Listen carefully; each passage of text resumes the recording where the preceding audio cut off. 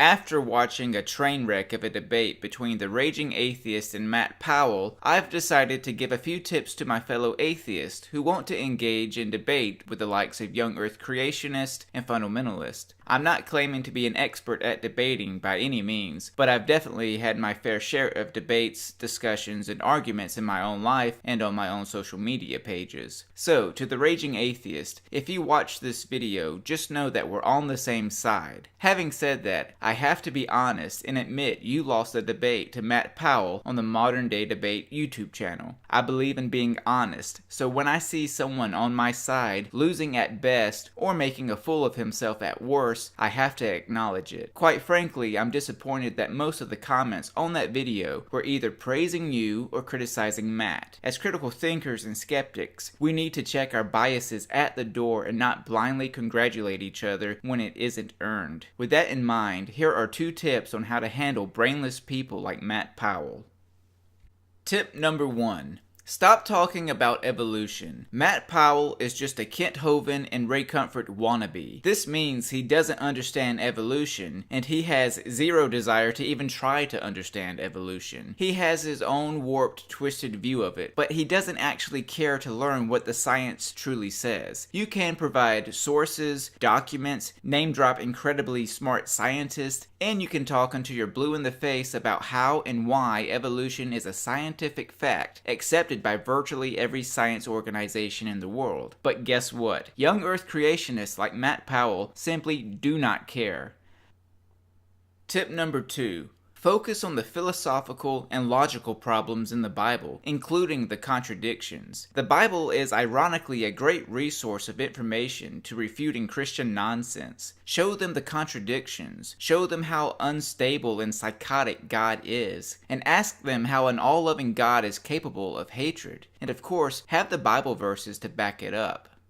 Now let's take a look at the debate. I'm going to show you Matt Powell's questions to the Raging Atheist. Then I'll show you the Raging Atheist's response. And then I'll give you my response. Will you repeat the question? Do you believe that it's rational and logical to believe that 10 to the 164th power happening simultaneously trillions of times over could happen by chance? Or do you think it's more rational to believe it happened by design, and why? I think I've answered that question before. This is not the first time you've asked me that exact question, Matt. I'm more interested in how you're trying to pretend like you weren't aware that this is what the debate was going to be about.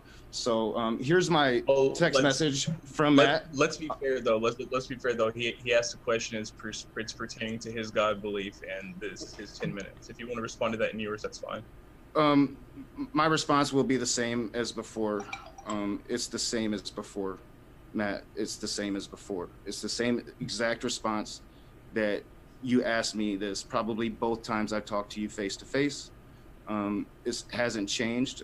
I am interested in, you asked for this debate to end the feud. You asked for it. I have the text right here. Tell you what, if you want to settle this once for all, I'll do a debate with you, modern day debate, your words right here on this text message, Matt. So don't pretend like you don't know this was what it was going to be about. I've sent several emails to James and to yourself. Do not sit here and be disingenuous with me. If you want to ask me questions and want me to answer you, address the topic. As you can see, the Raging Atheist is unhinged. What I think he should have said is this. In a universe so vast, and with there being so many atoms that none of us could even dream of counting, the odds are something would have happened at some point, be it humans or something else. And if the multiverse theory is true, meaning that Big Bangs are infinitely happening all the time, then yes, there are bound to be oddities such as our existence and so on. However, if I were to say, it's illogical to think it's chance, we must have been intentionally put here by a creator, I still wouldn't conclude that as evidence for a bloodthirsty God who condones slavery yet forbids eating shrimp. Sure. So do you believe that it's rational and logical to believe that a unconscious dead material became living and conscious material through spontaneous generation? Or do you think it's more logical to believe it was designed, and this why? This is your pond scum to human evolution bid. We've discussed it thoroughly. Same answer. Move on.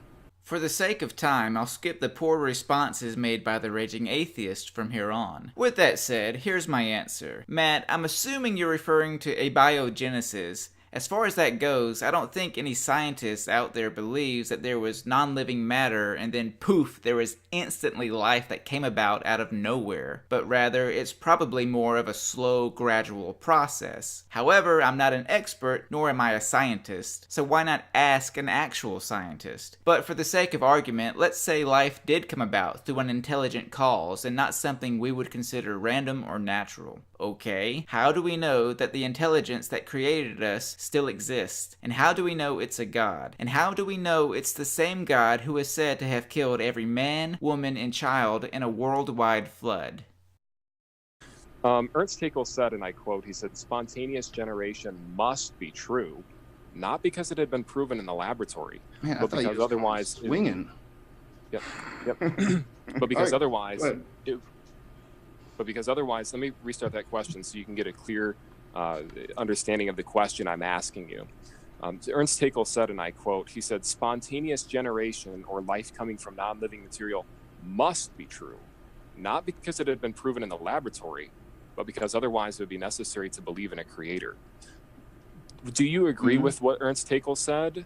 Yes or no, and why? Same. No, I don't agree. That's a false dichotomy and a personal incredulity fallacy. But then again, if I'm wrong and he was right, it still wouldn't point to God. For example, I could turn this around on you and say, either life spontaneously came about through non-living matter, or a magical unicorn did it.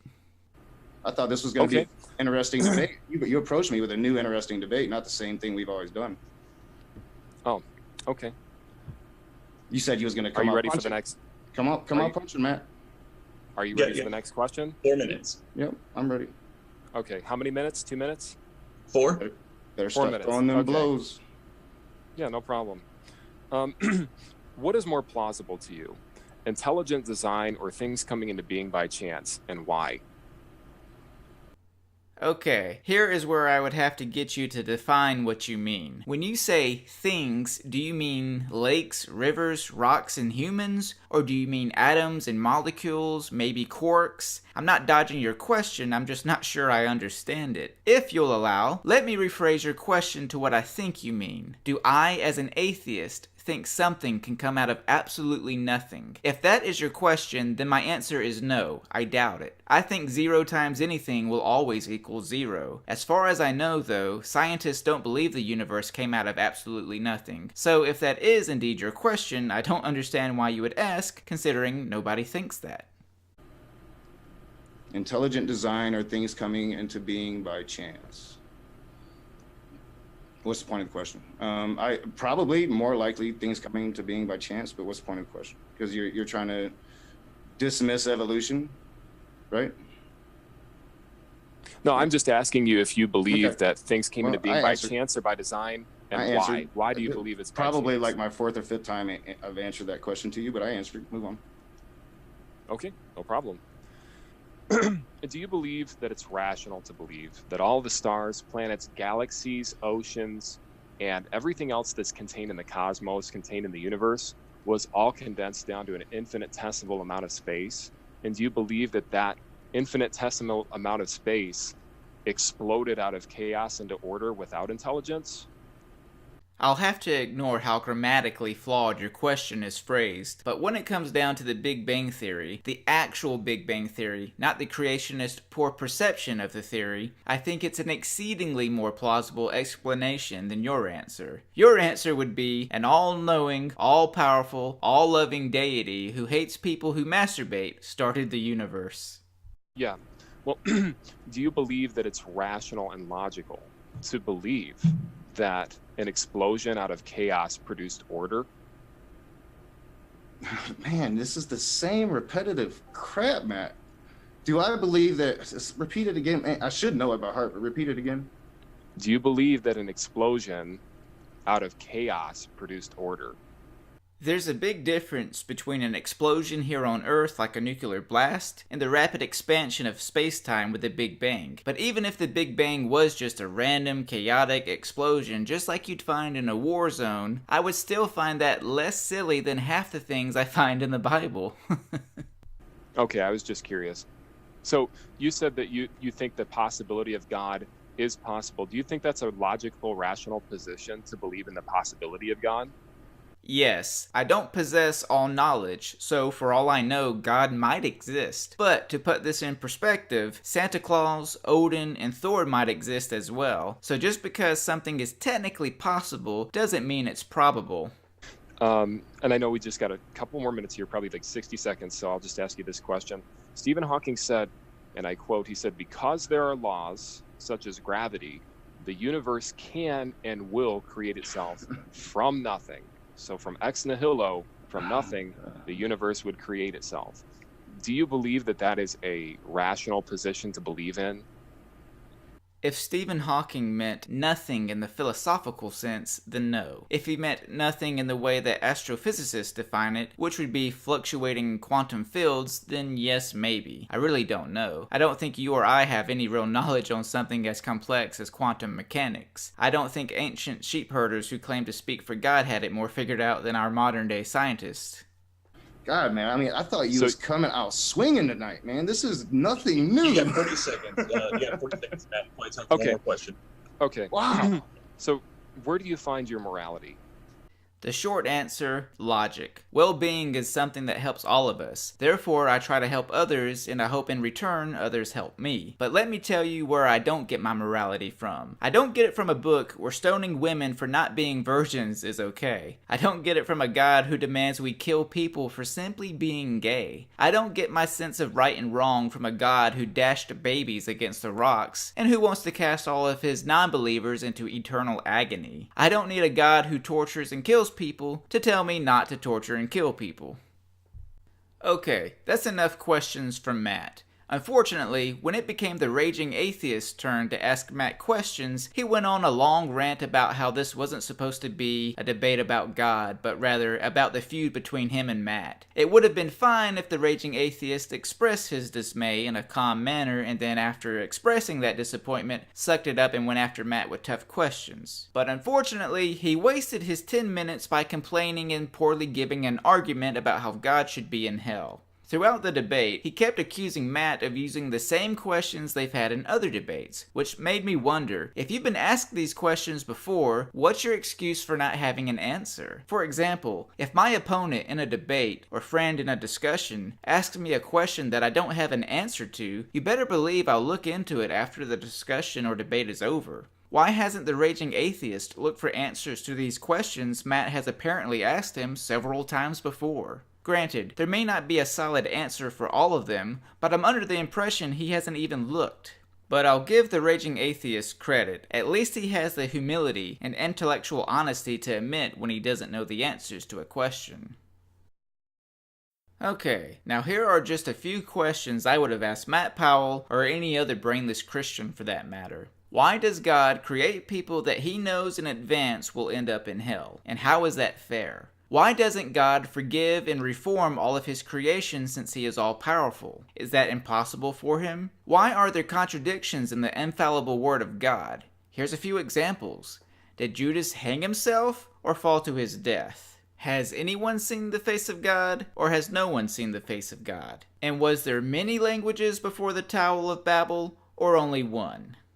Now you might be thinking, of course it's easy to come up with counter-arguments and tough questions when you're the one analyzing a debate as opposed to being in a debate, and I do concede that point. However, if I was going into a debate, especially with someone I've debated before, I would have done my homework. I'll end this video with this. You don't need a PhD in science to know Christianity is stupid.